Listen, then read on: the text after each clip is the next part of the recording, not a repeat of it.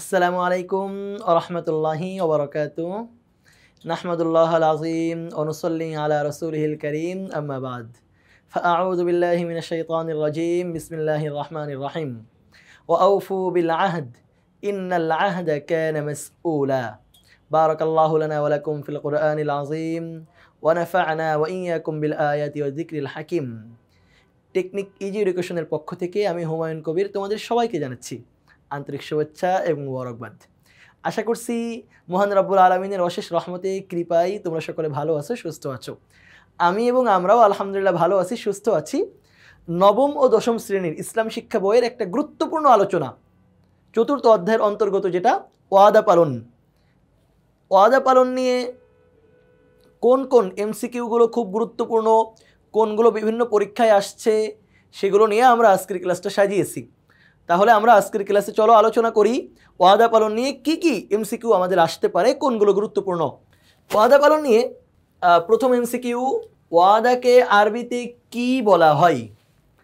আদল, আল আহদু, সাদিকুন নাকি তাকওয়া? ওয়াদাকে আরবিতে বলা হয় আল আহদু। সুতরাং এই প্রশ্নের উত্তর হিসেবে আমরা খ নম্বরকে বেছে নিচ্ছি। আল আহদু এর শাব্দিক অর্থ কি? ওয়াদা, প্রতিশ্রুতি, আমানত রক্ষা, ইমানদার হওয়া, সত্যবাদী হওয়া। আমরা আগেই জেনে আসছি এর শাব্দিক অর্থ ওয়াদা। আল আহদু শব্দের অর্থ কোনটি? ওয়াদা, প্রতিশ্রুতি, কাউকে কোনো কথা দেওয়া, সবগুলো। ওয়াদা অর্থ সবগুলো। এরপরে জনাব ক একটি শিল্প কারখানার মালিক।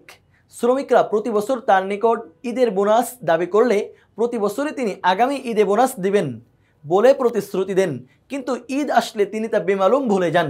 বেমালুম মানে একেবারেই ভুলে যাওয়া। জনাব গ এর কর্মকাণ্ড কিসের লঙ্ঘন? তিনি এই যে প্রতি বছর বলেন দিব, এরপর আর দেন না, এটা আমানত রক্ষা, ওয়াদা পালন, তাকওয়া অর্জন, সত্যবাদিতা, কোনটা লঙ্ঘন? এটা সবচেয়ে বেশি যেই সঠিক হয় যেখানে ওয়াদা পালন, কারণ এটা সত্যবাদিতার ক্ষেত্রেও সত্যবাদিতাও লঙ্ঘন হচ্ছে, ঠিক আমানতেরও খেয়ানত হচ্ছে। তাকওয়া অর্জন, আল্লাহর ভয় থাকলে সে এমন করতো না, কিন্তু এটা সবচেয়ে একদম যথার্থভাবে প্রয়োগ হয় ওয়াদা পালন এই ক্ষেত্রে। ইসলামী পরিভাষায় কারো সাথে কোনোরূপ প্রতিশ্রুতি দিলে, অঙ্গীকার করলে বা কাউকে কোনো কথা দিলে তা যথাযথভাবে রক্ষা করাকে কি বলে? পয়েন্টগুলো পড়ার আগেই হয়তো আমাদের উত্তর আমাদের মনে চলে আসছে, ওয়াদা পালন বলে। তাহলে আর পয়েন্ট বাকিগুলো পড়ে লাভ কি? হে ইমানদারগণ, তোমরা চুক্তিসমূহ পূর্ণ করো। বাণীটি কার? আল্লাহর, ঈসা আলাইহিস সালামের, হযরত মুহাম্মদ সাল্লাল্লাহু আলাইহি সাল্লামের, আবু বকর রাদিয়াল্লাহু আনহুর। এই বাণীটি আল্লাহ তাআলার। হে ইমানদারগণ, তোমরা ওয়াদা পালন করো। হে ইমানদারগণ, তোমরা অঙ্গীকারসমূহ পূর্ণ করো। এটি কোন সূরায় আসছে? কোন সূরা থেকে সংকলন করা হয়েছে? এখানে চারটা সূরার নাম অবশ্যই দিয়ে থাকবে। আসো আমরা দেখি কি কি সূরার নাম দেওয়া আছে। সূরা আল বাকারা, সূরা নাজম, সূরা মাইদা, সূরা সফ। এখানে সঠিক উত্তর হলো সূরা আল মাইদা। নিশ্চয়ই প্রতিশ্রুতি সম্পর্কে তোমাদের জিজ্ঞেস করা হবে। বাণীটি কার? আবু হুরায়রা রাদিয়াল্লাহু আনহুর, আল্লাহর, মহানবী সাল্লাল্লাহু আলাইহি সাল্লামের নাকি জনৈক সাহাবীর?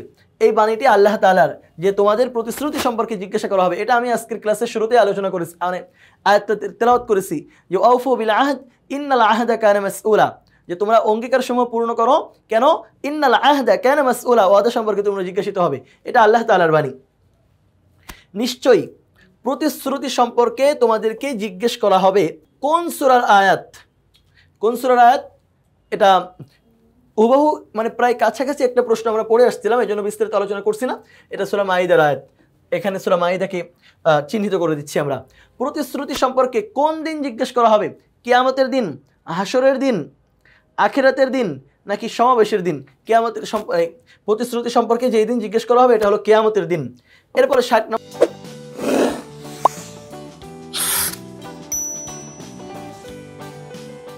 নম্বর প্রশ্নে আমরা দেখি, যে ব্যক্তি ওয়াদা পালন করে না তার দিন নেই, কে বলেছেন? আল্লাহ তাআলা, জিবরাইল আলাইহিস সালাম, হযরত মুহাম্মদ সাল্লাল্লাহু আলাইহি সাল্লাম, আবু বকর রাদিয়াল্লাহু আনহু। যে ওয়াদা পালন করে না তার কোনো দিন নাই, তার কোনো ধর্ম নাই। এই কথার বক্তা হলেন হযরত মুহাম্মদ সাল্লাল্লাহু আলাইহি সাল্লাম। তিনি বলেছেন, লা আহদা লিমান লা দীন লিমান লা আহদা লাহু। যে ওয়াদা পালন করে না তার কোনো দিনই নাই, তার কোনো ধর্ম নাই। যে ব্যক্তি ওয়াদা পালন করে না তার কি নেই? যে ব্যক্তি ওয়াদা পালন করে না তার দিন নেই। প্রতিশ্রুতি ভঙ্গ করা কার চরিত্র? মুশরিক, কাফির, মুনাফিক, ফাসিক। প্রতিশ্রুতি ভঙ্গ করা হলো মুনাফিকের চরিত্র। আমরা জানি মুনাফিকের 3টা নিদর্শন আছে।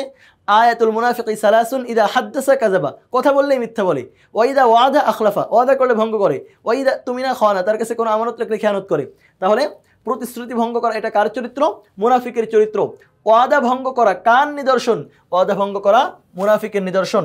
এরপরে আমরা পরের প্রশ্নের জন্য 64 নম্বরে চলে যাই। 63 নম্বর পর্যন্ত আমরা এখানে পড়লাম। 64 নম্বরে আমাদেরকে প্রশ্ন করা হচ্ছে, হে মুমিনগণ, তোমরা যা পালন করো না এমন কথা কেন বলো? এটি কোন সূরার অন্তর্ভুক্ত? সূরা আল বাকারা, সূরা মাইদা, সূরা সফ, নাকি সূরা বানী ইসরাইল? এটা হলো সূরা আস-সফ এর আয়াত। ইয়া আইয়ুহাল্লাযীনা আমানু লিমা তাকুলুনা মা লা তাফআলুন, হে ঈমানদারগণ, তোমরা এমন কথা কেন বলো যেটা তোমরা পালন করো না? এটা হলো সূরা আস-সফ এর আয়াত। ওয়াদা পালন করলে কে খুশি হন? মহানবী, আল্লাহ পাক, যার সাথে ওয়াদা করা হয়েছে, পিতামাতা। ওয়াদা পালন করলে কে খুশি হন? ওয়াদা পালন করলে আল্লাহ তাআলা খুশি হন। মিজান গরিব হলেও প্রতিশ্রুতি মোতাবেক চালের দোকানে বাকি টাকা ঠিক সময়ে দিয়ে দেন, তার এই কাজটি কি? আল আহদ, ওয়াদা পালন, সিদক। দেখো, এই কথাটা সিদকের সাথে সরাসরি সম্পর্কযুক্ত না। সিদক মানে সত্যবাদিতা। তো এখানে তো চালের দোকানে বাকি হচ্ছে, যখন দেওয়ার কথা দিয়ে দিচ্ছে, তাহলে এটা ওয়াদা পালন। আর ওয়াদা পালনের আরবি হলো আল আহদ। তার মানে আমরা বুঝি যে এখানে এই দুইটা সঠিক। তো এই দুইটা কোথায় আছে? ক নম্বরে আছে। সুতরাং ক নম্বরকে আমরা সঠিক হিসেবে বিবেচনা করছি। ওয়াদা পালনের ফলে ব্যক্তি মর্যাদাবান ও আস্থাশীল হয়, সমাজে শান্তি প্রতিষ্ঠিত হয়, আল্লাহর সন্তুষ্টি অর্জন হয়। কোনটা? তো ওয়াদা পালনের পরে তো সবগুলোই হয়। ব্যক্তি মর্যাদাবান ও আস্থাশীল হয়, সমাজে শান্তিও প্রতিষ্ঠা হয়, আল্লাহর সন্তুষ্টি অর্জিত হয়। সুতরাং আমরা সবগুলোকেই সঠিকভাবে বিবেচনা করছি। আর সবগুলোকে সঠিকভাবে বিবেচনা করার মাধ্যম হলো ঘ নম্বরকে ঠিক চিহ্ন দেওয়া। ওয়াদা পালন মানব সমাজে শান্তি শৃঙ্খলা প্রতিষ্ঠা করে, আস্থা বিশ্বাস সৃষ্টি করে, নৈতিক চরিত্র গঠন করে। ওয়াদা পালনের মধ্যে সবগুলোই হয়। শান্তি শৃঙ্খলাও প্রতিষ্ঠা হয়, আস্থা ও বিশ্বাস সৃষ্টিও হয়, নৈতিক চরিত্র গঠন হয়। তাহলে এখান থেকে আমরা সবগুলোকেই চিহ্নিত করি। সবগুলো চিহ্নিত করা মানে ঘ নম্বরকে চিহ্নিত করা। যাই হোক, ওয়াদা পালন নিয়ে আমরা যেই প্রশ্নগুলো খুবই গুরুত্বপূর্ণ ছিল সেগুলো জেনেছি। শুধু জানাই আমাদের কাজ না, আমাদের কাজ হলো আমরাও ব্যক্তি জীবনে যে ওয়াদাগুলো করব সেগুলো পূরণ করার চেষ্টা করব। আল্লাহ তাআলা আমাদেরকে সেই তৌফিক দান করুন। পরবর্তী আলোচনা, পরবর্তী ক্লাস দেখার আমন্ত্রণ জানিয়ে আমি হুমায়ুন কবির এখানেই শেষ করছি। আল্লাহ হাফেজ। আসসালামু আলাইকুম ওয়া রাহমাতুল্লাহি ওয়া বারাকাতুহু।